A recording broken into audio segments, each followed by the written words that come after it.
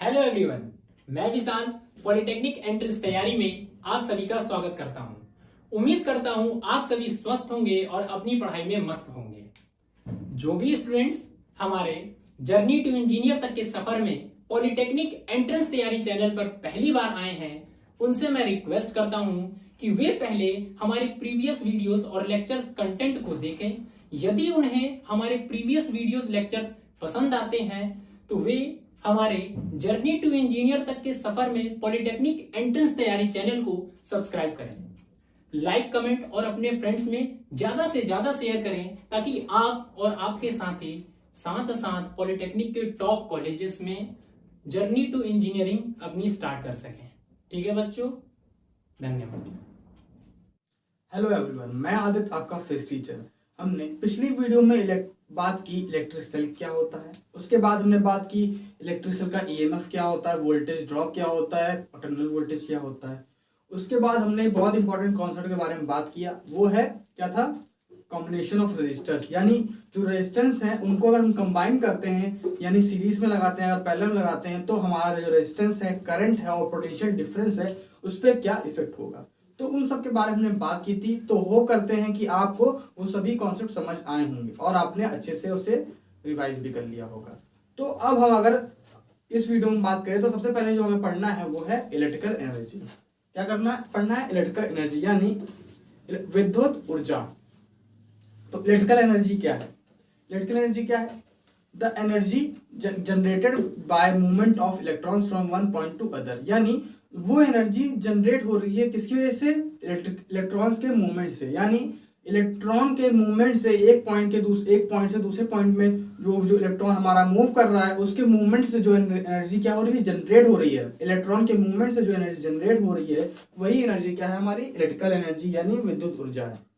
तो अगर electrical energy का हम लोग बहुत जगह इस्तेमाल करते हैं, अपने घरों में इस्तेमाल करते हैं और अदर चीजों में भी इस्तेमाल करते हैं। जैसे कि यहाँ पे एक ट्यूबलाइट है, आपने क्या किया, इलेक्ट्रिक करंट यानी इसको एनर्जी प्रोवाइड की ट्यूबलाइट को, तो क्या हो रहा है, ये ग्लो कर रहा है। तो इलेक्ट्रिकल एनर्जी से हमें क्या मिला, हमें दूसरी फॉर्म ऑफ एनर्जी मिली। कैसे?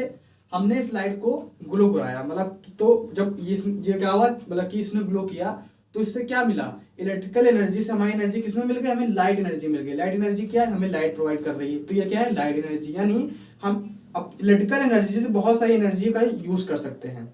इलेक्ट्रिकल एनर्जी से हमने यहाँ क्या यूज किया, लाइट एनर्जी, और लाइट एनर्जी के साथ साथ थोड़ी small amount of heat energy का भी इस्तेमाल किया, क्योंकि लाइट बल्ब जब जलती हैं तो स्मॉल अमाउंट ऑफ हीट भी थोड़ी प्रोड्यूस होती है। तो हमने इलेक्ट्रिकल एनर्जी से लाइट एनर्जी और हीट एनर्जी भी ले लिया।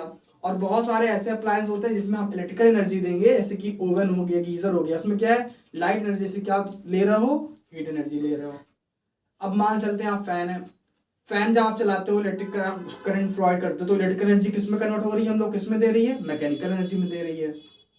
तो इलेक्ट्रिकल एनर्जी यानी बहुत जगह हम इस्तेमाल करते हैं। तो इलेक्ट्रिकल एनर्जी यानी सिंपल से कुछ नहीं, जो एनर्जी जनरेट होती है इलेक्ट्रॉन के मूवमेंट से, वही क्या हमारी इलेक्ट्रिकल एनर्जी है। अगर हम फॉर्मूला देखें इलेक्ट्रिकल एनर्जी का, तो क्या है, W = Q × V। W कह सकते हैं या फिर आप इसको एनर्जी भी कह सकते हैं। W यानी वर्क डन ही क्या समझिए, एनर्जी है। तो यही क्या हमारी इलेक्ट्रिकल एनर्जी। तो इलेक्ट्रिकल एनर्जी ऐसा फॉर्मूला देखें तो क्या है, तो कितना वर्क किया एक चार्ज पे थ्रू पोटेंशियल डिफरेंस V। अगर किसी मतलब कोई चार्ज है, उसको आपको मूव कराना है, पोटेंशियल डिफरेंस का V है, तो आपने कितनी एनर्जी लगाई, W लगाई, यानी इतना वर्क डन आपने किया। तो इसका क्या फॉर्मूला क्या है इलेक्ट्रिकल एनर्जी का, W = Q × V। Q क्या है हमारा चार्ज, V क्या है पोटेंशियल डिफरेंस। अगर ये फॉर्मूला है तो इसमें आप ध्यान दीजिए, आप Q लिखा है, Q क्या होता है, अगर हम देखें Q क्या होता है, Q क्या है हमारा, I ×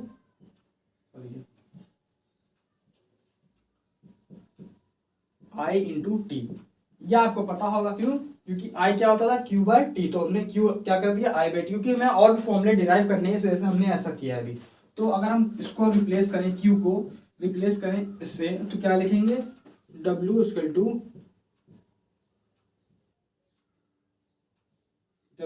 VIT। हाँ, IVT। तो ये एक हमारा नया फॉर्मूला बन गया। और यही अगर हम ओम्स लॉ से देखें, किससे, by Ohm's law, by Ohm's law. अगर हम ओम्स लॉ देखें तो यहाँ पे जो V है हमारा, V क्या है होगा, V क्या है हमारा IR होता है।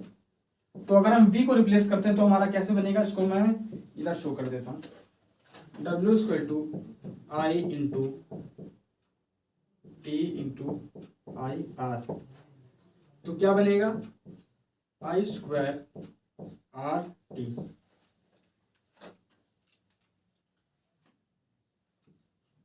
तो ये क्या है हमारा तीसरा फॉर्मूला। मतलब क्या है, सिंपल सा एक फॉर्मूला है। अगर हम Q को हटा के, अगर कुछ क्वेश्चंस ऐसे आ रहे, सिंपल सी बात है, कुछ क्वेश्चंस ऐसे आ जाएंगे जहां पे आपको चार्ज ना देके आपको क्या दे देगा, करंट दे देगा, टाइम दे देगा। तो इस वजह से आपको और फॉर्मूले डिराइव करके दिखा रहे हैं। तो पहला फॉर्मूला ये है, दूसरा ये बन गया। अब ओम्स लॉ से, अगर हम ओम्स लॉ से देखें तो तीसरा फॉर्मूला हमें जो मिला वो मिला work done equal to I square R T. I पता है आपको करंट है, आर पता है रेजिस्टेंस, और टी पता है टाइम है। ये अब एक और देख लेते हैं। अगर आई को देखें तो आई को हम कैसे ले सकते हैं, और आई को देखें तो I equal to V by R. तो यानी work done equal to V square T by R. ये हमारा चौथा फॉर्मूला। तो ये तीसरा और ये चौथा। ये कैसे आया, ये नीचे आर स्क्वायर बन रहा था, ऊपर आर बन रहा था, तो हमने आर काट के तो ये फाइनली हमने ये रिजल्ट निकाला। तो इलेक्ट्रिकल एनर्जी का आपको चार फॉर्मूलों का ध्यान रखना है। पहला W equal to Q V, जिसमें Q हमारा चार्ज है, V क्या पोटेंशियल डिफरेंस। दूसरा formula W equal to I V T, यानी I करंट है, V potential difference, T time. अगर ओम्स लॉ से देखें, अगर ओम्स लॉ जैसे कि आपको रेजिस्टेंस पूछ लिया, रेजिस्टेंस दे दिया, करंट दे दिया, टाइम दे दिया, तो आपसे एनर्जी पूछे इलेक्ट्रिकल एनर्जी, तो उसका फॉर्मूला ये है आई स्क्वायर आर टी। और चौथा क्या है, अगर आपको पोटेंशियल दे दिया, रेजिस्टेंस दे दिया, करंट नहीं दिया इस बार, तो इसका आप फॉर्मूला यूज करते हैं। मतलब कि आपको जो भी क्वेश्चन मिला उसमें जो इन्फॉर्मेशन दी गई है उससे रिलेटेड आपको चार फॉर्मूले यूज कर लेने हैं। इन चार फॉर्मूले के बाद आपको क्वेश्चन मिलना ही नहीं है। जितने भी उसमें जो भी इंफॉर्मेशन दी होगी, इन्हीं चार फॉर्मूलों में से किसी एक का आपको यूज करना होगा। तो ये बड़े इजी हैं। अब इसको अगर याद कर सकते हैं कर लीजिए, वरना आप सिंपल से उसको डिराइव करके भी आप उसको उस टाइम आप कर सकते हो। लेकिन आप चाहो तो सबसे वैसे इजी है, आप कर सकते हैं, तो आप मेनली इसको याद कर लीजिए। तो हमने इलेक्ट्रिकल एनर्जी समझ लिया, आप इसको नोट डाउन करिए, फिर हम अगला कॉन्सेप्ट समझते हैं। अभी मैंने बात की इलेक्ट्रिकल एनर्जी की, अब हम बात करते हैं इलेक्ट्रिक पावर की, यानी विद्युत शक्ति क्या है। तो इलेक्ट्रिकल पावर क्या है, सिंपल सा, कितनी इलेक्ट्रिकल एनर्जी आप प्रोवाइड कर रहे हैं एक टाइम में। मतलब the rate at which electrical energy supplied by force, मतलब कितने टाइम तक आपने उस इलेक्ट्रिकल एनर्जी को सप्लाई किया, वही क्या है हमारा इलेक्ट्रिकल पावर है। तो इलेक्ट्रिकल पावर का सिंपल सा फॉर्मूला है, क्या है, वर्क डन अपॉन टाइम। मतलब कितना आपने एनर्जी प्रोवाइड की एक टाइम में, वही क्या है हमारा इलेक्ट्रिकल पावर है। P यानी इलेक्ट्रिकल पावर। और SI unit of electrical power is what. तो आपको ध्यान रखना है, तो SI यूनिट इलेक्ट्रिकल पावर की होती है, वो क्या होती है, वॉट, जिसे हम डिनोट करते हैं कैपिटल W। तो ये बात है। तो आपने फॉर्मूला भी समझ लिया। अभी इसी फॉर्मूले से हमें और फॉर्मूले बनाने हैं। क्यों? क्योंकि क्वेश्चंस अलग अलग तरीके से आते हैं, उनमें अलग इन्फॉर्मेशन होती है, इस वजह से हम अलग अलग और फॉर्मूले बनाएं, ताकि हम डायरेक्टली उन फॉर्मूले का यूज करके आप क्वेश्चन आंसर निकाल सकें। तो अगर हम देखें यहाँ पे क्या है, हमें मिला है वर्क डन मिला है। तो वर्क डन का हम कहाँ इस्तेमाल कर सकते, मतलब पिछले वीडियो देखा इलेक्ट्रिकल एनर्जी का, उसमें हमने वर्क डन की बात की। तो वर्क डन में हमने एक फॉर्मूला देखा था, क्या था फॉर्मूला, वर्क डन में क्या फॉर्मूला था, सही, मतलब वर्क डन यानी यहाँ पे एनर्जी का फॉर्मूला क्या था, V क्या था, VI T, ये आपने देखा था। तो इसी का हम यहां यूज करेंगे, इसको रिप्लेस कर देंगे। तो इलेक्ट्रिकल पावर क्या होगा, वर्क डन का रिप्लेस करें तो VI T अपॉन T से T कट गया, तो हमें क्या फॉर्मूला मिला, electrical power equal to V I. ये बहुत इंपॉर्टेंट फॉर्मूला है क्योंकि बहुत सारे क्वेश्चन इससे रिलेटेड सेम आते हैं बहुत जल्दी। तो पहला फॉर्मूला ये था, दूसरा हमें ये मिल गया। अभी हम दो फॉर्मूले और देख लेते हैं। अगर इसमें देखें electrical power equal to V I है, इसमें अगर हम रिप्लेस करें आई को, तो आई कैसे होगा, ये कहां से देखेंगे हम लोग, ओम्स लॉ से देखेंगे। अगर आई क्या होगा, V बाय आर, ये होता है आपको पता है। तो अगर इसको हम रिप्लेस करें इधर देखें तो P E equal to V into V by R, यानी V स्क्वायर बाय आर। ये हमने तीसरा निकाल लिया। तो electrical power equal to V square by R. अभी एक और देख लेते हैं, अगर V को रिप्लेस करें तो V क्या होता है, आई आर होता है। तो एक और देखिए अगर, तो क्या आएगा, I square R square by R. तो क्या आएगा आंसर हमारा, आई स्क्वायर आर। यानी हमने सिंपल से क्या किया, चार फॉर्मूले डिराइव कर लिए। पहला फॉर्मूला क्या है, vertical power equal to work done upon time, ये पहला फॉर्मूला था, हमने डिराइव किया। दूसरे में क्या आया, V I electrical power equal to V I, electrical power equal to V square by R, और electrical power equal to I square R. तो ये चार फॉर्मूले आपको ध्यान रखने हैं। तो इलेक्ट्रिकल एनर्जी के चार हो गए और इलेक्ट्रिकल पावर के चार हो गए। इन चारों फॉर्मूलों का आपको ध्यान रखना है, क्योंकि क्वेश्चंस जो आएंगे डायरेक्टली आप इसमें वैल्यू पुट करेंगे, आपको आंसर मिल जाएगा। तो आप ये चार फॉर्मूले सिंपल से याद कर लीजिएगा, आप डायरेक्टली आंसर कर सकते हैं। फिर उसको से आप पुट करके वैल्यू, आपको ज़्यादा दिमाग नहीं लगाना पड़ेगा। तो आप इसको नोट डाउन करिए, फिर हम लोग अगला कॉन्सेप्ट समझते हैं। अब हम बात करते हैं commercial unit of electrical energy, यानी जो हम इलेक्ट्रिकल एनर्जी घर में अपने खरीदते हैं, यानी जो हम लोग घर में अपने जो करंट यानी एनर्जी इस्तेमाल करते हैं, वो कैसे हम यहाँ पे मेजर करते हैं। तो यहाँ पे आप देखेंगे, आपने इसके पहले में आपको जो SI unit of electrical energy थी वो बताई नहीं थी, बता देते हैं। जो इलेक्ट्रिकल एनर्जी की एसआई यूनिट होती है वो जूल होती है, लेकिन जूल क्या है, एक बहुत स्मॉलर क्वांटिटी है, जो कि हम अपने नॉर्मल जो हाउस होल्ड में जो मीटर लगा होता है, हमारे घरों में बड़ा जो मीटर लगा रहता है, वो जूल में मेजर नहीं करता, वो एक बिगर यूनिट में मेजर करता है। वो यूनिट क्या होती है, अभी हम डिस्कस करते हैं।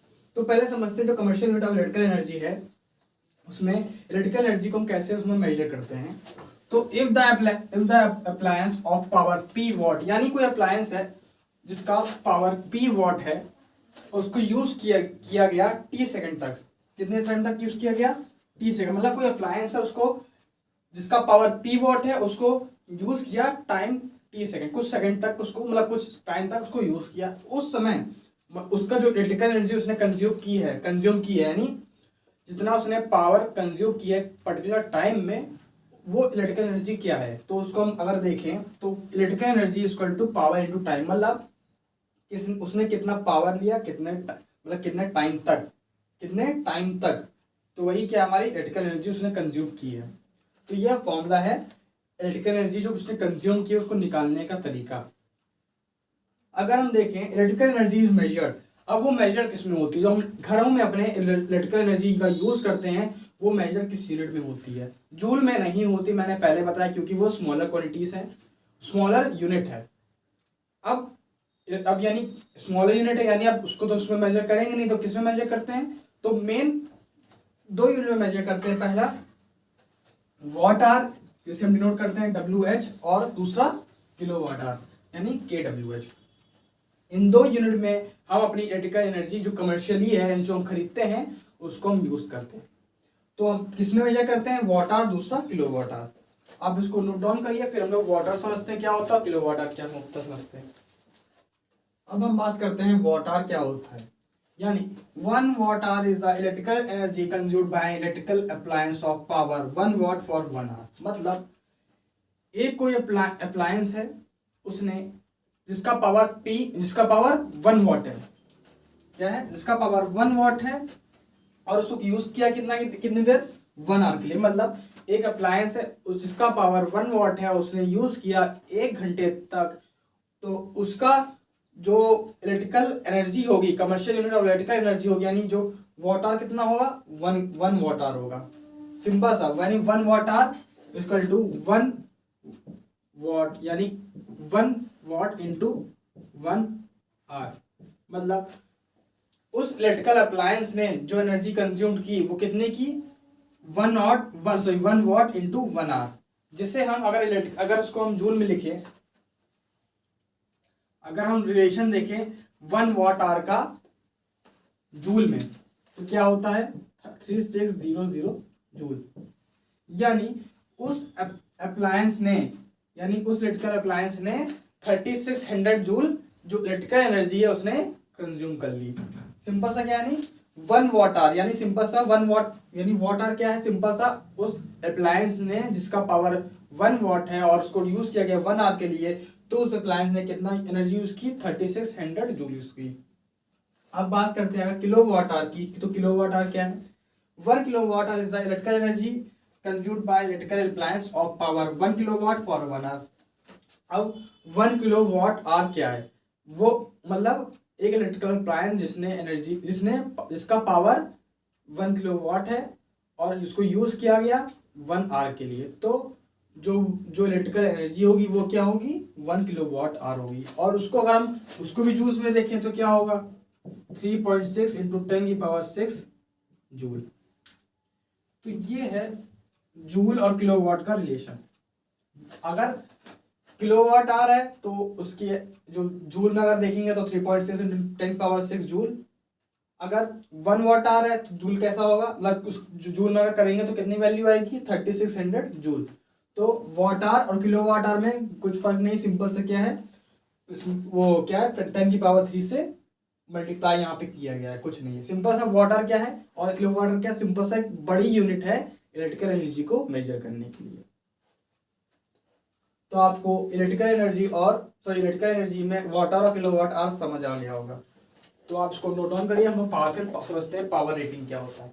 अब हम बात करेंगे power rating of electrical appliance, यानी जो कॉमन इलेक्ट्रिकल अप्लायंस होते हैं उसमें जो पावर रेटिंग लिखी होती है उसका मतलब क्या है और उनसे हम क्या क्या चीजें फाइंड कर सकते हैं। तो पावर रेटिंग अगर अप्लायंस पे लिखा है तो उसका मतलब if an appliance is rated as 100 watt to 20 volt, it means that if the appliance is rated on 220 volt supply, then the electrical power consumed by it is 100 watt। मतलब अगर कोई इलेक्ट्रिकल अप्लायंस है, अगर उस पर rated क्या लिखा है 100 वॉट और 220 वोल्ट लिखा है, तो इसका मतलब क्या है, इसका मतलब सिंपल सा है, अगर उस अप्लायंस को हम 220 का वोल्टेज सप्लाई करते हैं तो वो अप्लायंस कितना इलेक्ट्रिकल पावर कंज्यूम करेगी। तो अगर हम 220 का वोल्टेज उस अप्लायंस को सप्लाई करते हैं तो जो इलेक्ट्रिकल अप्लायंस है वो इलेक्ट्रिकल पावर कंज्यूम करेगी, वो कितना करेगी 100 वोल्ट करेगी। यानी क्या है, फिर से बताते हैं, 220 अगर वोल्टेज का सप्लाई देंगे तो जो पावर कंज्यूम करेगी वो कितना करेगी 100 वोल्ट। तो ये था रेटिंग का, उसमें रेटिंग जो है उसका मतलब। और इसी रेटिंग से हम दो चीजें फाइंड कर सकते हैं, पहला रेजिस्टेंस, दूसरा safe limit of current. Resistance निकालने के लिए क्या करेंगे, resistance equal to V square by P, जो वोल्टेज है उसका स्क्वायर अपॉन P, यानी जो इलेक्ट्रिकल पावर है। दूसरा सेफ लिमिट ऑफ करंट, मतलब उतना करंट जो एक कोई भी अप्लायंस में सेफ करंट, मतलब जिसकी वजह से वो अप्लायंस हमारा बेकार ना हो, सेफ करंट क्या है। तो करंट, सेफ करंट यानी IS, यानी सेफ करंट क्या है P बाय V। P यानी इलेक्ट्रिकल पावर, V मतलब वोल्टेज जो यहाँ पे आपको यहाँ रेटेड दिए गए हैं। तो ये सिंपल सा पावर रेटिंग से जो यहाँ पे दी गई है उससे हम दो चीजें फाइंड कर सकते हैं, पहला रेजिस्टेंस, दूसरा सेफ लिमिट ऑफ करंट। तो बड़ा इजी था electrical rating of electrical appliance, आपको समझ आया होगा अच्छे से। तो आप इसको नोट डाउन करिए, फिर हमने लास्ट टॉपिक पे चलते हैं।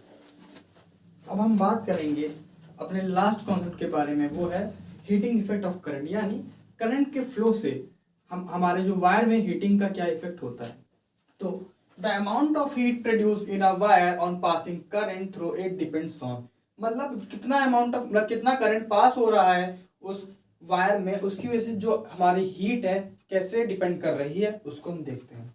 तो पहला पॉइंट जो है किस पे डिपेंड करती है, हम हीटिंग मतलब करंट फ्लो होने से क्या हीट किस पे डिपेंड करती है। पहला amount of current passing through the wire, कितना अमाउंट ऑफ करंट पास हो रहा है वायर से, उस पर डिपेंड करती है हमारी हीट जो हो रही, हीटिंग इफेक्ट हो रहा है हमारे वायर में। तो कैसे डिपेंड करती है, as directly proportional to the I square, मतलब जितना ज़्यादा करंट बढ़ेगा उतनी ज़्यादा हीट जो वायर में है वो बढ़ेगी, हीटिंग इफेक्ट ज़्यादा होगा। दूसरा, रेजिस्टेंस ऑफ वायर, वायर में कितना ज़्यादा रेजिस्टेंस है, जितना ज़्यादा रेजिस्टेंस होगा उतना ज़्यादा उसमें क्या होगा, हीटिंग इफेक्ट होगा उस वायर में। जैसे कि हम लोग नाइक्रोम का वायर यूज़ करते हैं, उसमें क्या होता है, रेजिस्टेंस बहुत ज़्यादा होता है, जिसकी वजह से जो नाइक्रोम में बहुत जल्दी हीटअप होता है। उसकी वजह से क्या करते हैं, उसको उसकी हीट से हम लोग क्या करते हैं, उसका यूज़ लेते हैं, उसको हीट एनर्जी ऐसा यूज़ करते हैं। तो तीसरा, पहला किस पे डिपेंड करता है, अमाउंट ऑफ करंट, किस पे है, अमाउंट, कितना है करंट का अमाउंट पास हो रहा है, और मैंने शो कर दिया कैसे डिपेंड कर रहा है। दूसरा, रेजिस्टेंस पे डिपेंड करता है, रेजिस्टेंस डायरेक्टली है ये भी। अब तीसरा, टाइम, कितने टाइम तक आपने उसमें करंट पास किया, उस पर भी डिपेंड करता है। ज़्यादा देर तक टाइम अगर आप पास करेंगे करंट को तो क्या होगा, हमारा जो हीटिंग इफेक्ट ऑफ वायर है वो भी ज़्यादा होगा। तो ये भी डायरेक्टली है। तो यानी जो हमारे तीनों फैक्टर्स हैं जिस पे वो डिपेंड करते हैं वो तीनों डायरेक्टली हैं। अगर इनको कंबाइन करके अगर हम लिखें, कंबाइन करके हीटिंग इफेक्ट ऑफ करंट को अगर कंबाइन करके लिखें तो क्या होगा, I²RT, ये हो जाएगा। और अगर हम इसको अगर प्रोपोर्शनलिटी हटाते हैं, प्रोपोर्शनलिटी यानी कोई कांस्टेंट होगा, उसको मान चलते हैं एच, उसका मतलब वैल्यू होगी 1 होगी, तो उसको अगर ऐसे लिखें तो I²RT, ये है हमारा जूल में। क्यों, क्योंकि हीटिंग इफेक्ट मतलब समझ लीजिए एक टाइप की एनर्जी है जो रिलीज होगी इसमें से। तो ये बन गया। और अगर हम इसको, अगर यही फॉर्मूला है जो है, अगर इसी को अगर हम कैलोरीज में लिखें तो कैसे होगा, 0.24 I²RT CL यानी कैलोरीज। ये तो हीटिंग इफेक्ट ऑफ करंट बड़ा सिंपल था, कुछ नहीं खास है, सिंपल सा ये है कि अगर करंट हम फ्लो कर रहे हैं किसी वायर में, उसकी वजह से क्या हीटिंग इफेक्ट होगा उस वायर में। तो 3 फैक्टर, पहला अमाउंट ऑफ करंट, रेजिस्टेंस, फिर टाइम, कितने टाइम तक आपने उस पर करंट फ्लो कराया, उस वायर पे फ्लो कराया, उसकी और उसका आपने डायरेक्टली प्रोपोर्शन, अगर डायरेक्टली सब में है जिसका हमने कंबाइन करके लिखा तो हमने फॉर्मूला मिल गया हमें, वो क्या है, H=I²RT जूल में। अगर उसको हम कैलोरीज में करते हैं तो 0.24 I²RT इन कैलोरीज। तो ये सब हमारे इजी कॉन्सेप्ट थे, आपने समझ लिया। तो ये जो थ्योरी पार्ट से जो हमें 3 वीडियो हम लोगों ने बनाई है अभी तक, ये सब क्या है, हमारे जो भी थ्योरी पोर्शन थी वो हमने कंप्लीट कर दी। अब जो हमारी नेक्स्ट वीडियो आएगी उसमें हम न्यूमेरिकल्स करेंगे और इससे रिलेटेड जो भी अच्छे अच्छे कॉन्सेप्ट हैं और भी समझेंगे। तो तब तक के लिए जो आपको तीनों वीडियो आपको कराई गई हैं उनके आप अच्छे से नोट्स बनाइए और उनको रिवाइज करिए और प्रिपेयर करिए और प्रिपेयर रहिए। अभी जो आपको क्वेश्चंस कराए जाएंगे, आप कोशिश करिएगा कि आपसे सारे क्वेश्चंस लगे। तो तब तक के लिए आप लोग अच्छे से पढ़ते रहिए। धन्यवाद।